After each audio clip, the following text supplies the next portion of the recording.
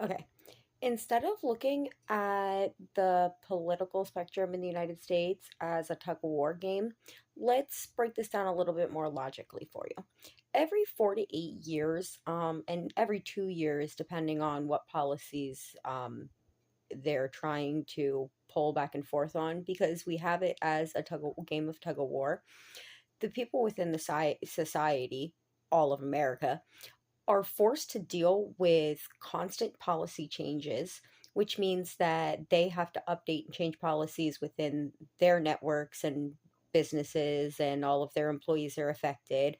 And then every few years, you have again that pull back to the other side, and then these things change. You have expectations that are constantly being pushed and pulled on to when you're going to have retirement, if you're going to have retirement, and all of these kind of things.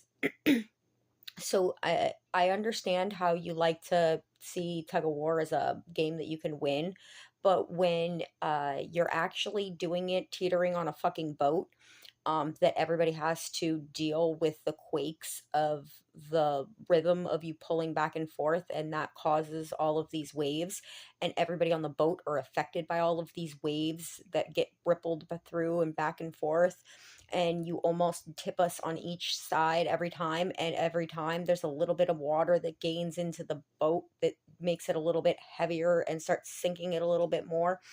um, that metaphorically breaks down to us having to deal with inflation because people are trying to combat the economic crisis, but then there's other people that are trying to combat that. So then we have to raise the wages, minimum wage, but then we're going to again combat that by having more inflation. So then again, we have to have more higher wages instead of just realizing that's a never ending war there.